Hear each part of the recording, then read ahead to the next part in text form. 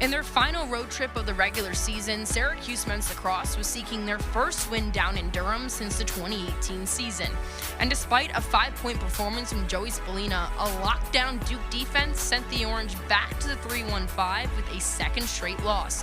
But for the Cuse, the road to the postseason falls in their own hands. A senior day clash in the Dome versus 8th-ranked North Carolina. Two historic blue bloods of college lacrosse look to wrap up their 2025 regular season with a statement win to prove that they too are worthy at a run for a title. But who will come out on top? Well, let's break it all down. North Carolina and Syracuse, and we've got it all because Cuse Countdown starts right now.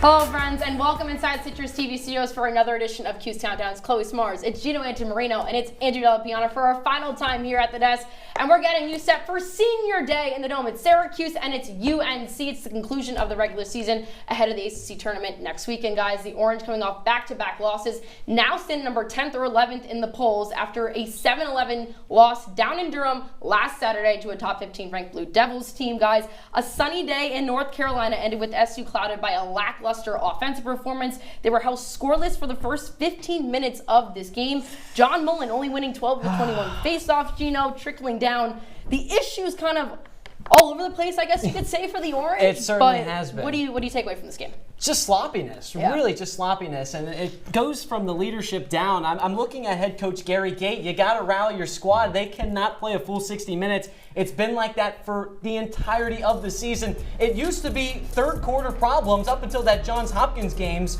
Let me go through the list. Only outscored Vermont by 1 in the third quarter, tied Towson 2-2 in the third quarter, outscored by Maryland 4-1, by Harvard 4-2, and then by Utah 3-0. Coach Gary Gates said, hey, we started to fix that, but now it's the starts to games. In the last 4 games, Syracuse has been outscored in the first quarter 16-6. I blame that on leadership. Yikes. They have to come out ready to go every single game. And find out, where was the Syracuse offense? 7 goals, the least under Gary Gayton, is now third, fourth year as this head coach. This was the first time they've been held scoreless in 2 quarters in a game since May of 2013 in the NCAA tournament. Jeez. Somehow they still won that game. You're not going to do that in ACC play. That is not a fantastic Duke defense, and to be held to 7 goals against a really, really bad Duke defense? Yeah. Oh, come on. That can't happen. Duke's not that bad. They're pretty bad. Oh, they're pretty bad. Gino, you talked about it, the inconsistency, the inability to play a full 60 minutes of lacrosse. Arguably enough, basketball couldn't do that either. They couldn't play 40 minutes. It's a theme here on the Hill. They were scoreless in the first and third quarter in this game, Andrew. The number 5 scoring offense, nowhere to be found. What do you point to? The slow starts? What's the issues? Yeah, I think Gino hit the nail on the head when he talks about just not getting out of the gate in the right set of mind, whether it has to do something with preparedness on Gary Gates' part or the players aren't just ready to go. I can't seem to figure it out, and neither can this team at all. Gino hit the nail right on the head where in the last 5 games, Syracuse takes an average of 9 minutes and 31 seconds to score their first goal of the game. How many games is that going to win you in the NCAA tournament? I'll give you an answer. 0. Down 5-2 to Cornell. Down 3-0 to Notre Dame. 5-2 to UVA. Where does it stop with this team and where you can just say, hey guys, let's get out there in the first quarter and actually get something done for once? Yeah, I would say it's the turnovers. That's been the biggest problem for Syracuse. And against Duke, they plain and simply just got out-physicaled. And you look at the leaders on this team, I keep saying it's a leadership problem. Michael Leo, Sam English, Owen Hiltz, Joey Spallina, each having 2 turnovers. You look at Peyton Anderson, I get he's a young gun, but he's the guy operating at X. He had 4 giveaways. If you're the facilitator on the offense, you cannot afford to give the ball away 4 times. Syracuse needs to clean up the turnovers because those are just free possessions for Duke going the other way. Yeah, guys, in the gauntlet of this end of the year part for Syracuse, the only real game that I saw a full intensity was against Notre Dame. And the Virginia game, hot mess. We were on OPP for that and also previewed it. But Syracuse was down 3-0 in that Notre Dame and start. Came back. Exactly. Yeah. But let's talk turnovers. That was a big part of this game. 18 tied their season high against Utah.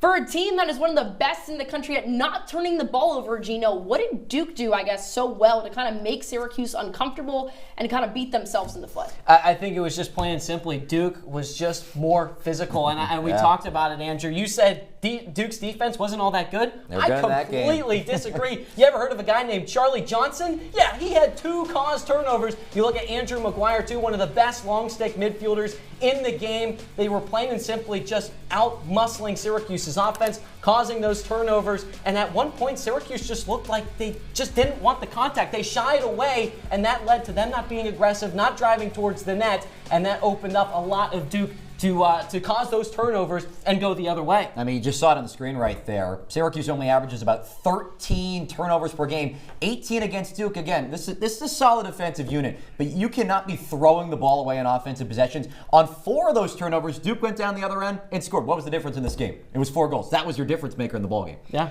You guys talk that. Let's talk defense for the Orange. It kind of was a nightmare. Obviously, Jimmy McCool in the goalie position did all he really could. A solid 15 saves for the junior. But Andrew, I'll go to you on this.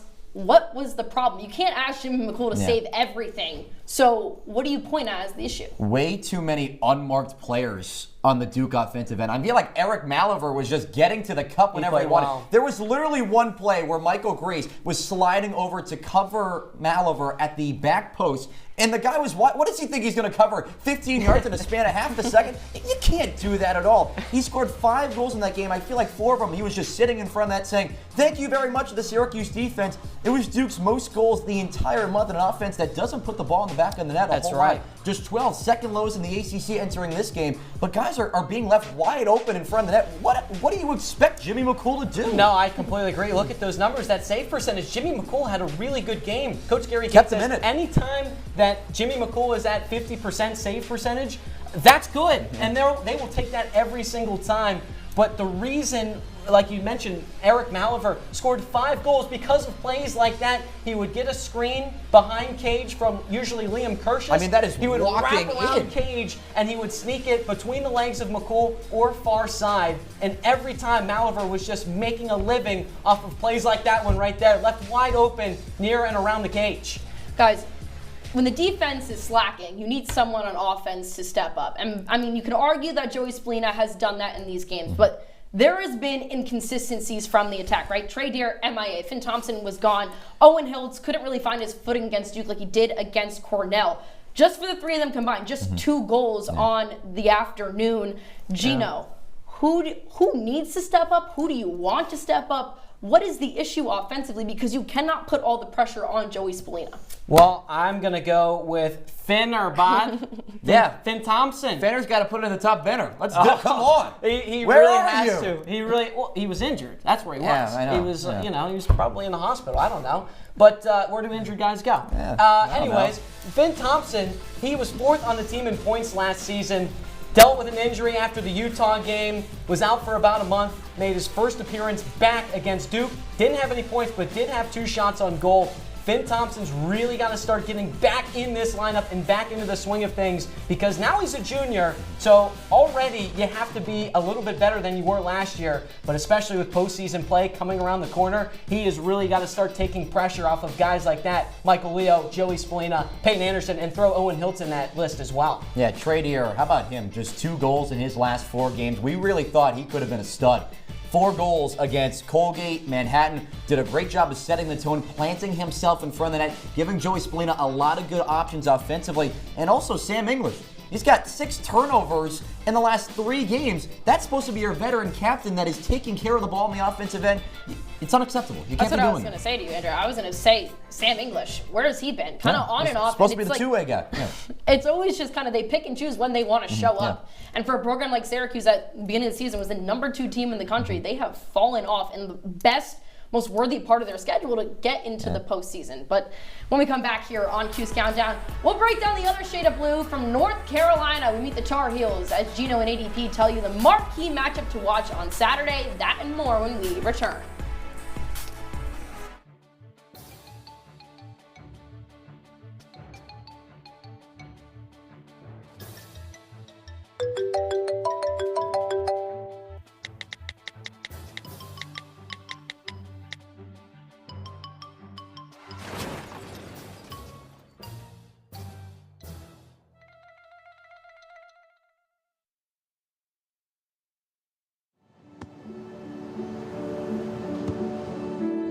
I don't remember how it started. Go to that. Our back and forth. It always came back. Dad! You probably don't remember what you told me, That was perfect. but I heard every word.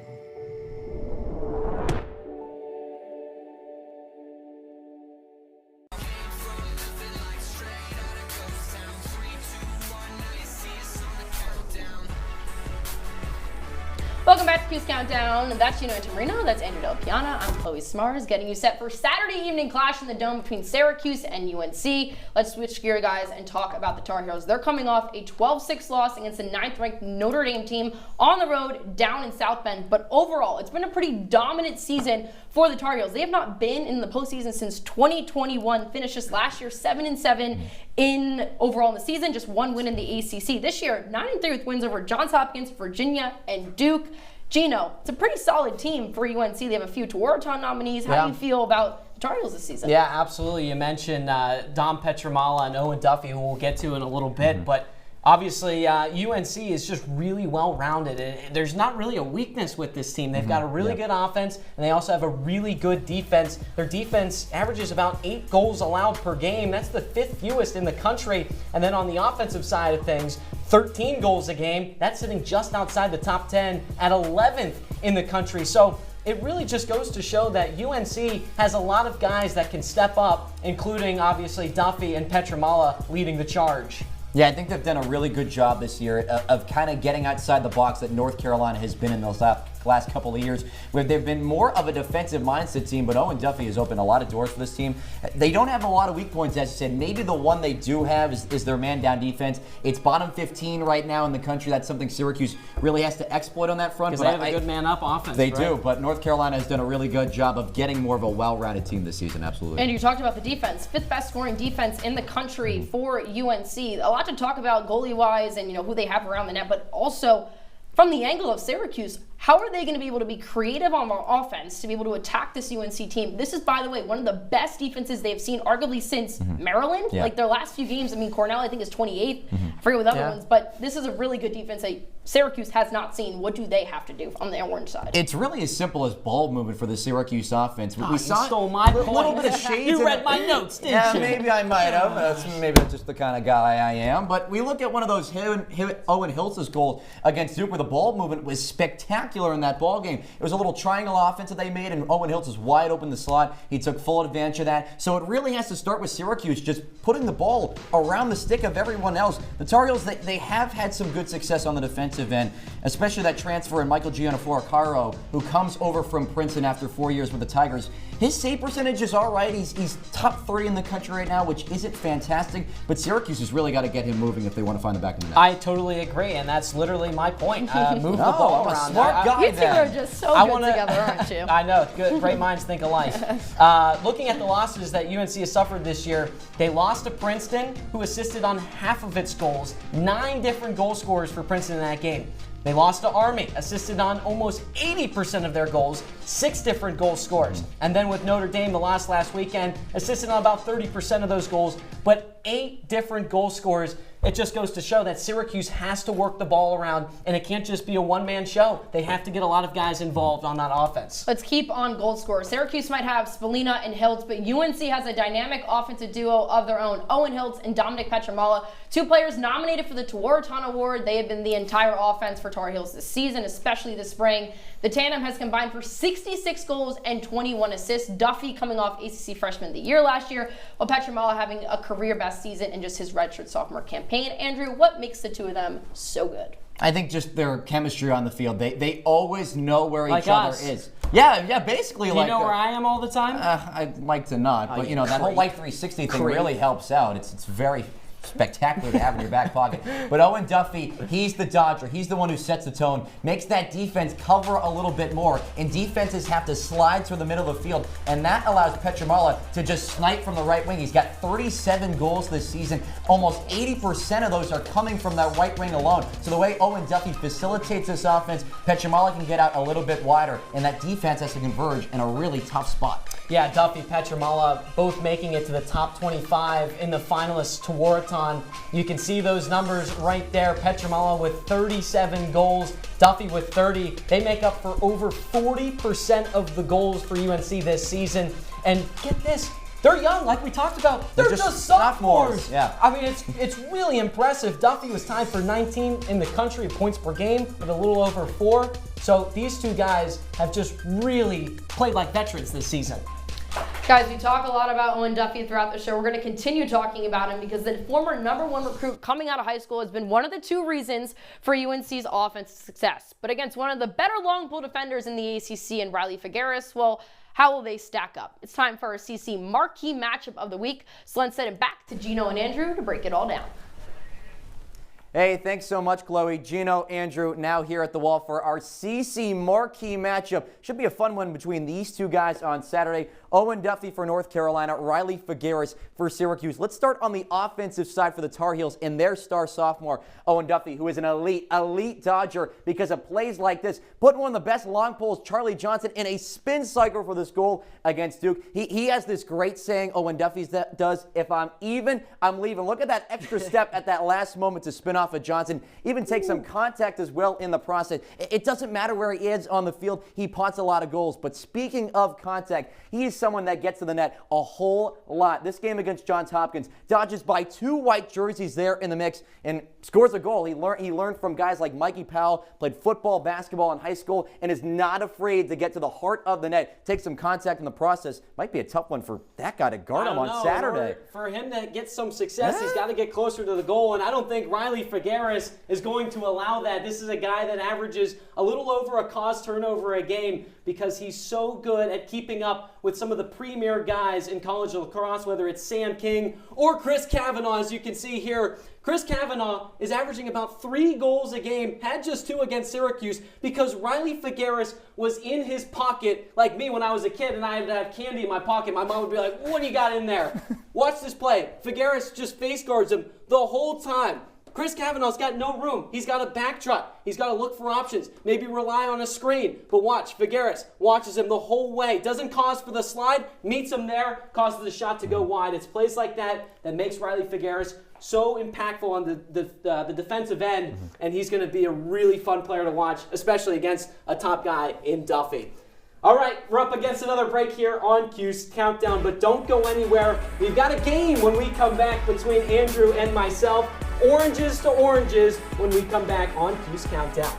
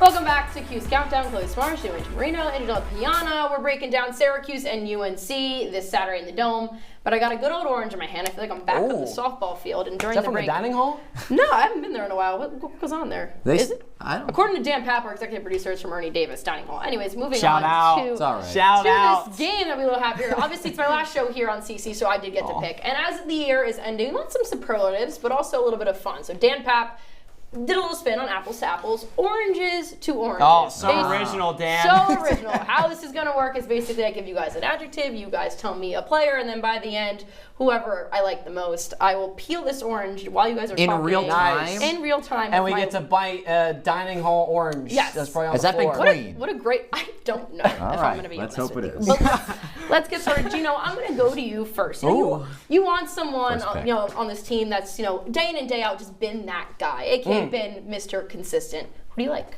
When I think of consistency, I think of Sam English. This is a guy, he's in his 5th year. He's been one of the top guys for the Orange. Coach Gary Gate raves about Sam English and his workload, as well as Paul Carcaterra, ESPN analyst, who also played for Syracuse back in the day, talks about how good English is. He can play man up, he can play man down, he can play defense, he can play offense. Also, he hasn't had fewer than a goal in a game this season. He is one of the top guys on Syracuse. He is Mr. Consistent. How about a guy that doesn't just show up and, jog around the field all he wants? Oh, Sam English, here we go. How about a guy that puts When was the last time you jogged? How about a guy that puts the ball in the back of the net like Owen Hiltz? He has scored a point in every single one of his collegiate. 58 of them. Have you scored a point in 58? Did he score? Wait. Did he score against Manhattan? Yeah, he did. No, he did not. Oh, how? What, really? Boom! No, yes, he Double did. check your stats. I buddy. absolutely no, will. He did it's not. 58 in a row. One bro. assist. You gotta be kidding. Yeah, that's a point. Oh, I thought you said goals. Exactly, okay. Gino. That gets to my point of Owen Hiltz being Mr. Consistent. This guy puts a hat trick in almost every single game. He's a right-wing sniper. I think Dom Petramala's been learning from him just a little bit, just because of the way he takes the air out of the defense. Even in a game like Cornell, when he was really getting roughed up, he was driving to the net, not even just sniping from that right wing, but attacking well, drawing a lot of contact and scoring in some tough parts of the defense. Not getting a point in every game. Are you serious? Dude, okay, listen. My point still stands. What was his stat line against Manhattan? I don't know. What was his stat line last weekend in the time against of you Duke? guys arguing, I did manage to peel this entirety of the orange, but that looks horrendous. I can't argue here with Andrew. I don't know if I win. Oh, I'm no, going to take it's a bite one of the best beards that I've seen in all He's of got a college great beard, lacrosse. too. I'm That going to I'm go with thinking about. Andrew on this one. I'm picking Good. Owen Hiltz Yeah. over Sam English because I did also You can say take a bite of that that orange. Sam You can take English it. has been You tell me. non-existent. I don't Okay. want it. Moving on to our second question, Andrew, I'm going to come to you on this.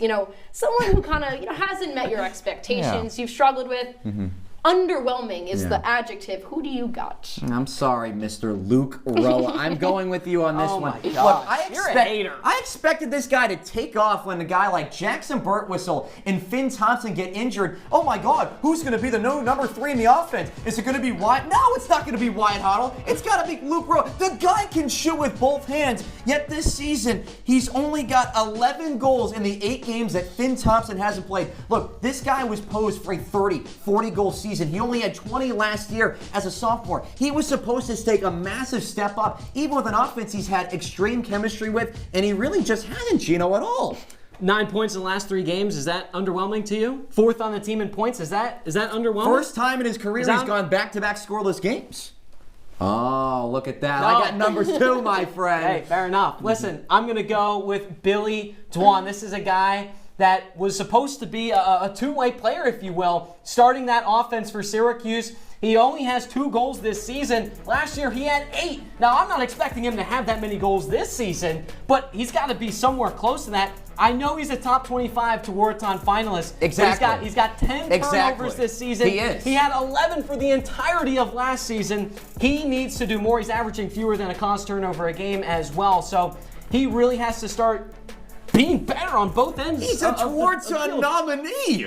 I don't mean to sweep you here, but he is a Tewaaraton nominee. I mean, what He's are we got 2 doing? goals. I gotta go. He's a defenseman. With Andrew and I got numbers too for Luke Roa. Moving on here, you two are all over the place Sorry. today. That's Keep it brutal simple, stuff. Gino. We're talking. I don't want the orange. We're talking MVPs. We're I don't talking want it X anyways. Factor. Clutch. Who's your most clutch player on this team? Not you, I'll tell you that. All right, well, I already know you guys are gonna be haters, but I'm going with the Bear, Peyton Anderson. Oh my! Oh, Is that what the Bear sounds like? that is the worst pick I think you could have made. No, I completely disagree. Peyton Anderson has been big time. He has been clutch. Does the Virginia game where he kickstarted a 7-1 run He for had Syracuse 4 ring a turnovers bell? last game. Does that ring a bell? What about the Notre Dame game when Syracuse was down 3-0? Who gets the call? Not Hiltz, not Spallina. It's Peyton Airborne Anderson who scores the first goal, and he kickstarts all of the offense for the Orange. He's been operating at X. He's been taking big-time reps with the big-time boys, and Anderson stands the test. I mean, just one of the worst things and worst takes I've ever heard on this program. I'm going to go with Joey Spallina because It's not Joey like to pick from the Spallina. low-hanging It's Jimmy fruit. McCool, the How goaltender. can a goalie be clutch? What do you mean? could a goalie be clutch? This guy grew up watching Tom Brady, and he shows up every Saturday like Tom Brady sometimes. Everyone's going to hate on him because, oh, he played bad against the #1 offense in the country against Cornell. What did he come back and do? He had 11 saves against Duke, single-handedly kept him in the ballgame. You are out of your mind. He's had all but 2 games this year with above 50 save percentage. What else do you want the guy to do from a first-year starter? He's checked every single box that you needed to when Will Martin he's left been his good, program. but he hasn't been clutch. How can a goalie be clutch? And Peyton Anderson has been. He has. No, he Syracuse hasn't. was dead in the water against And Virginia just and Notre In Dame. all honesty, I don't like either answer from you. That's a. I don't know what both I of like you were Finn on. Thompson. Is that who you're gonna go with? However, Give me some of that cool, vitamin. calm, and Give me the collected.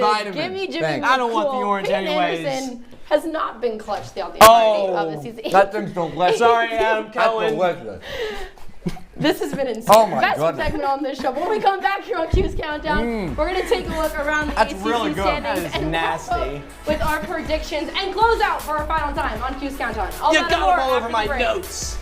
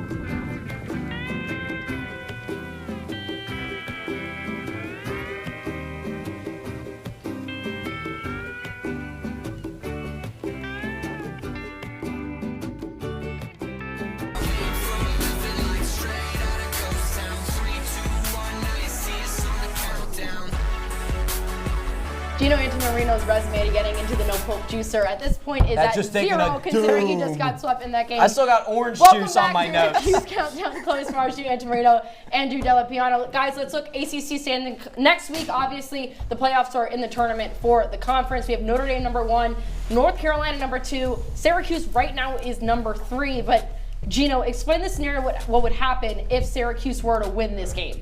Syracuse with a win over North Carolina would secure the #1 seed, but obviously with a loss, they would get the #3 seed if Virginia beats Duke, or if the #4 seed, they get the #4 seed if Duke beats Virginia.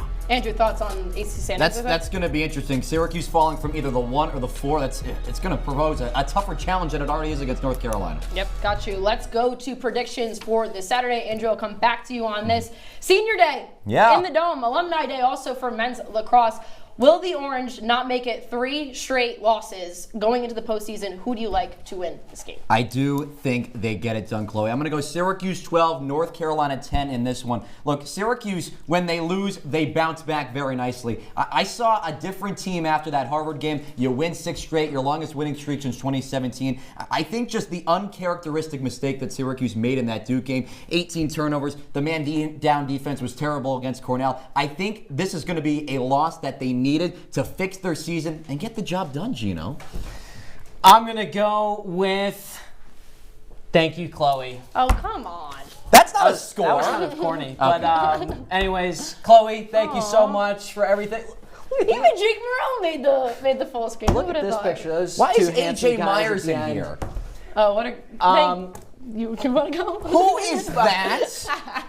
Oh, that's my guy in the corner, Mark Anthony. Chloe, thanks for putting up with us all semester. It's been a great time. I've had a blast, not just with this show, but all the other ones. I know with whatever you're gonna do, you're gonna kill it. I want to thank Especially you with wanna Dave say Maloney. something? He's a big supporter of you. I really appreciate you putting up with Dumb and Dumber right here. Yeah, I thanks mean, for stealing my line. what do you mean? Is that what you said? That's what- I was looking at Oh my Mark gosh. Vientos. My bad. Chloe, a sincere thank you from me and Gino and the rest of this entire station. You have meant so much. Starting the Women in Sport Club as well. You've done so much for this station, and you're going to be really missed here at Citrus TV. Thank you guys. CC has been my home. It was the first show I ever really was on, and I've grown a lot through this show, going from analyst to host, and what I love about CC especially is just the family aspect, and I hope that that continues on after I leave. But we have to get my prediction Go before ahead. we close out here.